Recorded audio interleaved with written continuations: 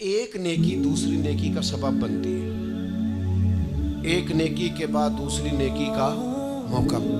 اس طرح معاذ اللہ ثم معاذ اللہ ایک گناہ کرے تو بندہ دلیر نہیں ہو جاتا کہ چلو یار ایک کر لے۔ ہمارے بزرگوں نے لکھا ہے کہ آپ کی نماز قضا ہو جائے تو کسی کو بتائیں نہیں میری قضا ہو گئی، پھر تو وہ کہے گا چلو میں بھی قضا کر لیتا ہوں۔ آپ کوئی گناہ کریں تو گناہ کا اعلان، کوئی غلطی ہو جائے تو چھپائیں، بتائیں نہیں، ورنہ دوسرے بھی دلیر ہو جائیں۔ میں ایک تجزیہ نگار کو پڑھ رہا تھا، وہ کہہ رہا تھا کہ میڈیا پہ جو ہم دکھاتے ہیں نا چینلوں پہ، تو ہم تو وہ انٹرویو لے کے نا کسی مجرم کا کہ میں نے یہ کیا میں نے وہ کیا، تو آپ تو لوگوں کو گناہ کے طریقے بتا رہے ہیں، آپ لوگوں کو دلیر کر رہے ہیں کہ اس نے کر لیا تو میں کر لوں گا تو کیا ہو گیا۔ ایک گناہ دوسرے گناہ کا دروازہ کھولتا ہے، اسی طرح ایک نیکی دوسری نیکی کا سبب بن جاتی ہے۔ عارف رومی فرماتے ہیں ایک شخص نے اپنے مرشد سے پوچھا تھا کہ حضور مجھے کیسے پتا چلے گا کہ میرا ذکر قبول ہے؟ تو کہنے لگے جب تو نے پہلی دفعہ ذکر کیا تھا نا، اور اس ذکر الہی کے بعد تمہیں دوبارہ ذکر الہی کی توفیق ملی تھی، تو رب نے وہ پہلا قبول کیا تھا تو دوبارہ توفیق عطا فرمائی، اس کے حضور وہ قبول ہو گیا، دوبارہ تمہیں توفیق عطا کر دی۔ ایک نیکی دوسری نیکی کا سبب۔ اگر آپ نیک ہونا چاہتے ہیں تو نیکیاں کرنی شروع کر دیں۔ بعض دوستوں سے کہتے ہیں داڑھی شریف رکھ لیں، تو کہتے ہیں ابھی میں نیک نہیں ہوں، تو میں نے کہا داڑھی رکھ کے تو بندہ نیک ہوتا ہے، اب رکھیں گے تو نیک ہو جائیں گے، شروع تو کریں۔ آپ کو اس کا لحاظ ہوگا کہ یار اب میں نے داڑھی بھی رکھی ہوئی۔ ایک نیکی دوسری نیکی کا رستہ کھولتی ہے، ایک نیکی دوسری نیکی کے لیے راہ کو کشادہ کرتی۔ اگر نیک ہونا چاہتے ہیں تو یہ روحانی قانون یاد رکھیں کہ ایک نیکی دوسری نیکی کا سبب بنے گی۔ امام طبرانی روایت لائے ہیں، نبی پاک علیہ السلام کے حضور ایک شخص نے عرض کیا تھا کہ یا رسول اللہ صلی اللہ تعالی علیہ وسلم، دور جاہلیت میں نے 360 بچیوں کو زندہ درگور ہونے سے بچایا ہے۔ ان کے ماں باپ اور ان کا باپ جو تھا وہ معاذ اللہ ان کو زندہ دفن کرنا چاہتا تھا، میں نے اونٹ دے کر بچیوں کو بچایا اور پھر میں نے ان کی پرورش بھی کی۔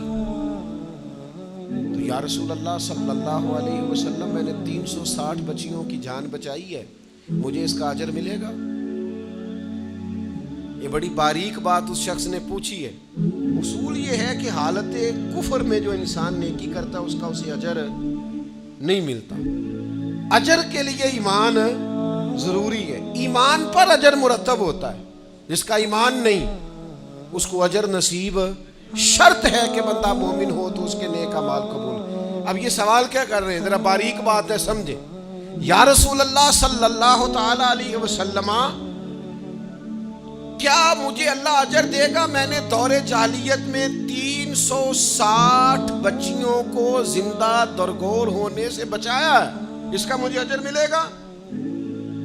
قربان جائیں، حضور فرماتے ہیں انا افصح العرب، میں عربوں میں سب سے زیادہ فصیح و بلیغ ہوں۔ اس نے کہا حضور اجر ملے گا؟ تو حضور فرمانے لگے تمہیں تو اجر مل گیا ہے۔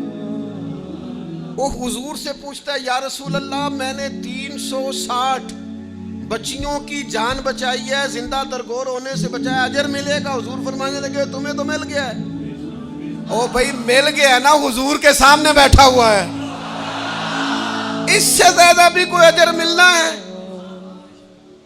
نبی پاک کے سامنے بیٹھ گیا ہے اور حضور سے سوال کر رہا ہے، تو حضور فرمانے لگے تمہیں تو اجر مل گیا ہے۔ یا رسول اللہ کیسے؟ فرمایا اللہ نے تمہیں اسلام کی توفیق نہیں دے دی، تمہیں تو اجر مل گیا ہے۔ صحابہ وہ صحابہ تھے جن کی ہر صبح عید ہوتی تھی، خدا کا قرب حاصل تھا، نبی کی دید ہوتی تھی، تو اجر تو مل گیا ہے تمہیں، اللہ نے اسلام کی توفیق عطا کر دی ہے۔ وہ جو تم نے دور جاہلیت میں نیکیاں کی اس کا اجر یہ ملا کہ اللہ تعالیٰ نے تمہارا سینہ اسلام کے لیے کھول دیا، تمہیں اسلام کی توفیق مل گئی ہے، تم مسلمان ہو گئے ہو تو اس نیکی کا تمہیں اجر ملا ہے۔ زندگی بھر یاد رکھیں، آپ نیکی کریں گے تو نیکیوں کے رستے کھل جائیں گے، آپ تقوی کی راہ پر چلیں گے تو آپ کا سینہ اللہ تعالیٰ کھول دے گا عبادت کے لیے۔ ایک نیکی دوسری نیکی کا سبب، اس لیے حضور علیہ السلام نے فرمایا تم نے نیکی کو کبھی حقیر نہیں سمجھنا.